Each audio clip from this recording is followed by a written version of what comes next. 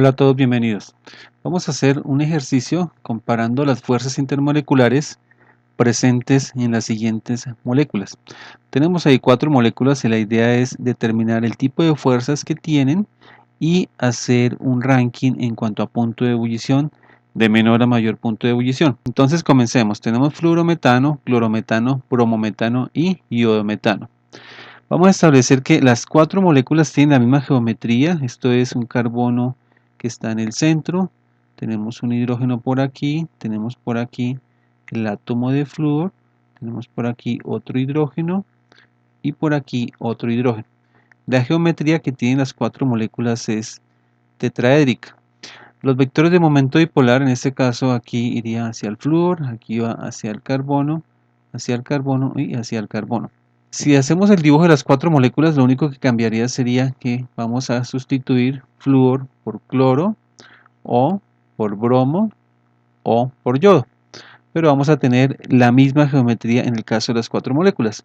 Recordamos que por orden de electronegatividad, el flúor tiene una mayor electronegatividad que el cloro, o el cloro que el bromo o que el yodo. Entonces uno podría pensar que en principio todas las moléculas son polares. No hay ninguna molécula no polar, ya que no se pueden cancelar los momentos dipolares teniendo en cuenta esta geometría. ¿Cuál es más polar? Es una pregunta que queda en el aire. Entonces, como el flúor es más electronegativo que el cloro, podríamos decantarnos por pensar que en este caso la molécula de fluorometano debe ser más polar, por ejemplo, que la de clorometano. Y así sucesivamente. Pues es una predicción que quizás puede ser acertada o no. El momento dipolar pues no depende exactamente siempre de las diferencias de electronegatividad.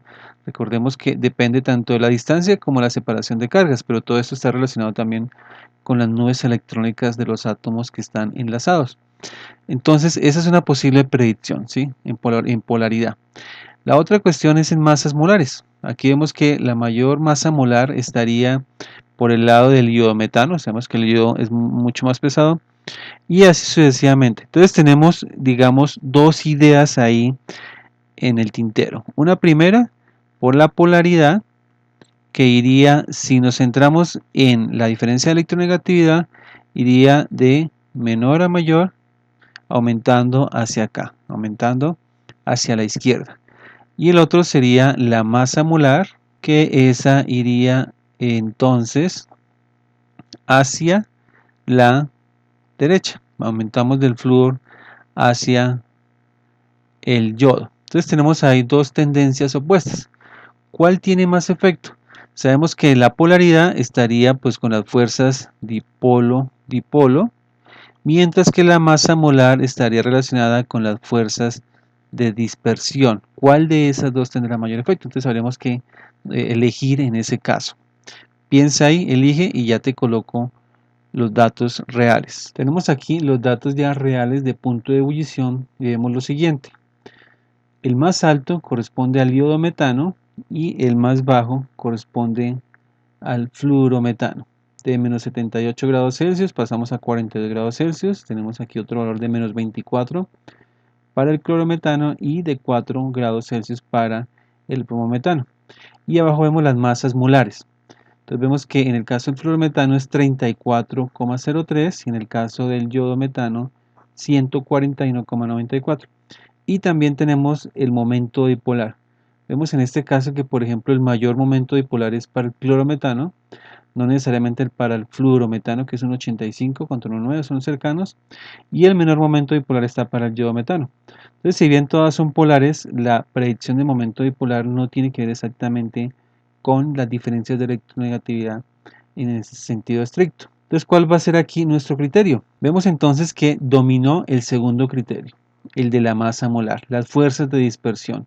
Las fuerzas de dispersión se impusieron sobre las fuerzas dipolo-dipolo. Valga aquí recordar que en ninguna de las 4 moléculas hay puentes de hidrógeno. Entonces, ese cambio tan alto en la masa molar, por ejemplo, de 34 a 141, más de 400%, más de 4 veces estamos aumentando la masa molar. Entonces, ese cambio de mayor a un 400% en la masa molar afecta enormemente las fuerzas de dispersión, mientras que vemos que en la polaridad, en cuanto al momento dipolar, las diferencias son muy pequeñas. Entonces, si bien es importante tener en cuenta que sea o no polar una molécula, las fuerzas de dispersión en algún momento se pueden volver cruciales. Veamos otro ejemplo. Tenemos ahora estas tres moléculas, isobutileno, acetona e isopropanol. Vamos también a rankearlas en cuanto a fuerzas intermoleculares y a punto de ebullición. Entonces, inicialmente vamos a pensar en la geometría. La primera molécula, isobutileno, es plana porque su geometría es trigonal planar. La segunda también es trigonal planar. Aquí tenemos trigonal planar. Aquí el átomo de carbono tiene tres grupos, entonces ángulo de más o menos 120 grados. La segunda también es trigonal planar, son dos moléculas planas, mientras que la tercera es tetraédrica. El carbono en el centro tiene cuatro grupos, tres enlaces y un hidrógeno. Eso marca cosas importantes. Por ejemplo, la primera molécula isobutileno debe ser muy poco polar. Si pintamos los momentos, los vectores de momento dipolar, más o menos tendríamos un vector así, tendríamos otro acá y otro acá. En la segunda molécula tendríamos vectores así y hacia el átomo de oxígeno. Entonces vemos que la acetona en cuanto a polaridad le va a ganar al isobutileno. Y en el isopropanol pues tendríamos que pensar en los cuatro vectores, pero en principio irían hacia el carbono del centro y aquí irían hacia el átomo de oxígeno. Entonces uno podría pensar que entre isopropanol y acetona están las más polares. Exactamente cuál, no es fácil predecir por la geometría. Probablemente la acetona, por la forma de la geometría, aquí quizás las flechas todas se suman más fácilmente porque estamos en el mismo plano, mientras que el isopropanol estamos en un tetraedro y no estamos en un solo plano. Vamos a ver con los datos más adelante. ¿Qué fuerzas tienen? Entonces, todas tienen fuerzas de dispersión. Habría que pensar en la masa molar, pero las diferencias en la masa molar no son muy importantes, pero sin embargo ahí están presentes las fuerzas de dispersión. En cuanto a la polaridad, seguramente el isobutileno es menos polar que la acetona y estas dos van a ser muy similares. Entonces digamos que hay fuerzas de dispersión, aquí hay fuerzas dipolo-dipolo, digamos que aquí ya son un poco más grandes y aquí un poco más grandes también, acetona y isopropanol muy similares. Y nos falta la tercera fuerza, puente de hidrógeno. La primera molécula no tiene puente de hidrógeno, cero puente de hidrógeno, no hay hidrógenos que puedan formar el puente. La segunda tampoco tiene puente de hidrógeno, porque si bien puede formar con otra molécula, entre ella misma no puede formar, tiene esos pares electrónicos que se lo pueden hacer. Y en la tercera molécula vemos que este hidrógeno unido a oxígeno sí puede formar. Entonces en este caso podría formar esta molécula hasta tres puentes de hidrógeno, que sería ese hidrógeno y los dos pares electrónicos del oxígeno. Entonces, de esta forma vemos que el isopropanol gana porque tiene puente de hidrógeno, que es una fuerza muy relevante en cuanto a energía. Entonces en puntos de ebullición el isopropanol iría de primeras y aquí es fácil porque el isobutileno irá de terceras, o sea que esa segunda posición pues, nos va a quedar para la acetona. Veamos con los datos. Ahí vemos los datos, efectivamente el etanol tiene un punto de 82,3 contra la acetona de 56,5.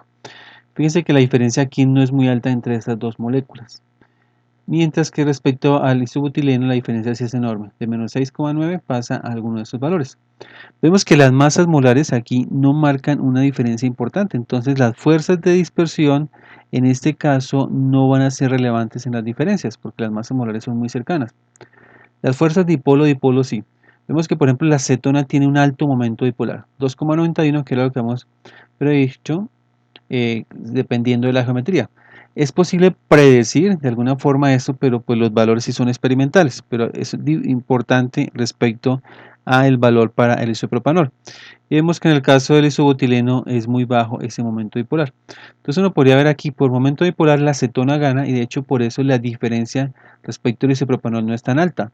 Porque si bien la acetona tiene un momento dipolar, pues tiene cero puente de hidrógeno, mientras que el otro tiene 3. Entonces aquí hay como un equilibrio entre las fuerzas, la importancia. El isobutileno solo tiene fuerzas de dispersión, no tiene dipolo o son muy poco, digamos, importantes, mientras que no tiene puente de hidrógeno, que es una fuerza intermolecular bien relevante. Entonces uno puede hacer análisis si bien a partir de las propiedades, que sería por ejemplo coger estos valores y darse una explicación de por qué razón esos valores, o coger las moléculas, hallar las fuerzas intermoleculares con la geometría, la polaridad y demás y poder hacer predicciones. Ambas cosas son importantes, tanto poder explicar cómo los datos, como a partir de las moléculas llegar a predecir los datos.